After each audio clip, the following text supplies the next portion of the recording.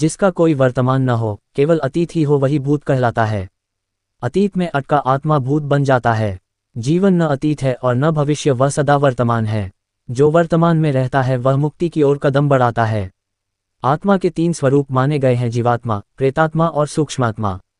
जो भौतिक शरीर में वास करती है उसे जीवात्मा कहते हैं। जब इस जीवात्मा का वासना और कामना में शरीर में निवास होता है तब उसे प्रेतात्मा कहते हैं। यह आत्मा जब सूक्ष्मतम शरीर में प्रवेश करता है उसे सूक्ष्मात्मा कहते हैं। भूत प्रेतों की गति एवं शक्ति अपार होती है। इनकी विभिन्न जातियां होती हैं और उन्हें भूत, प्रेत, राक्षस, पिशाच, यम, शाकिनी, डाकिनी, चुड़ैल, गंधर्व आदि कहा जाता है। भूतों के प्रकार: हिंदू धर्म में गति और कर्म अनुसार मरने वाले लोगों का विभाजन किया है: भूत, प्रेत, पिशाच, कुष्मांडा, ब्रह्मराक्षस, वेताल और क्षेत्रपाला। उक्त सभी के उपभाग भी होते हैं। आयुर्वेद के अनुसार 18 प्रकार के प्रेत होते हैं।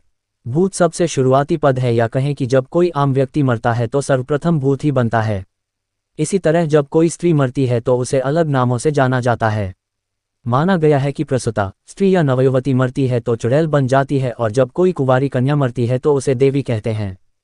जो स्त्री बुरे कर्मों वाली है उसे डायन या डाकिनी करते हैं। इन सभी की उत्पत्ति अपने पापों, व्याभिचार से, अकाल मृत्यु से या श्राद्ध न होने से होती है। 84 लाख योनियां, पशु योनि, पक्षी योनि, मनुष्य योनि में जीवन यापन करने वाली आत्माएं मरने के बाद अदृश्य भूत प्रेत योनि में चले जाते हैं। आत्मा के प्रत्येक जन्म द्वारा प्राप्त जीव रूप को योनि कहते हैं। ऐसी 84 लाख योनियां हैं जिसमें कीट पतंगे, पशु पक्षी, वृक्ष और मानव आदि सभी शामिल हैं। प्रेत योनि में जाने वाले लोग अदृश्य और बलवान हो जाते हैं। लेकिन सभी मरने वाले इस योनि में नहीं जाते, और सभी मरने वाले अदृश्य तो होते हैं लेकिन बलवान नहीं होते। यह आत्मा के कर्म और गति पर निर्भर करता है।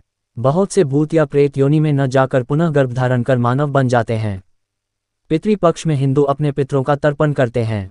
इससे सिद्ध होता है कि पितरों का अस्तित्व आत्मा अथवा भूत प्रेत के रूप में होता है। गरुड़ पुराण में भूत प्रेतों के विषय में विस्तृत वर्णन मिलता है। श्रीमद्भागवत पुराण में भी धुंधकारी के प्रेत बन जाने का वर्णन आता है। अतृप्त आत्माएं बनती है भूत। जो व्यक्ति भूखा, प्यासा, संभोग सुख से विरक्त, राग, क्रोध, द्वेष, लोभ, वासना आदि इच्छाएं और भावनाएं लेकर मरा है, अवश्य ही वह भूत बनकर भटकता है। और जो व्यक्ति दुर्घटना, हत्या, आत्महत्या आदि से मरा है वह भी भूत बनकर भटकता है। ऐसे व्यक्तियों की आत्मा को तृप्त करने के लिए श्राद्ध और तर्पण किया जाता है। जो लोग अपने स्वजनों और पितरों का श्राद्ध और तर्पण नहीं करते वे उन अतृप्त आत्माओं द्वारा परेशान होते हैं। यम नाम की वायु: वेद अनुसार मृत्युकाल में यम नामक वायु में कुछ काल तक आत्मा स्थिर रहने के बाद पुनः गर्भ धारण करती है।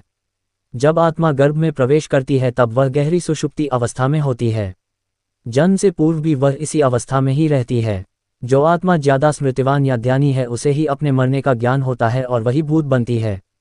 जन्म मरण का चक्र: जिस तरह सुषुप्ति से स्वप्न और स्वप्न से आत्मा जागृति में जाती है, उसी तरह मृत्युकाल में वह जागृति से स्वप्न और स्वप्न से सुषुप्ति में चली जाती हैं, फिर सुषुप्ति से गहन सुषुप्ति में। ये चक्र चलता रहता है। भूत की भावना: भूतों को खाने की इच्छा अधिक रहती है। इन्हें प्यास भी अधिक लगती है लेकिन तृप्ति नहीं मिल पाती है। ये बहुत दुखी और चिड़चिड़ा होते हैं। ये हर समय इस बात की खोज करते रहते हैं कि कोई मुक्ति देने वाला मिले। ये कभी घर में तो कभी जंगल में भटकते रहते हैं।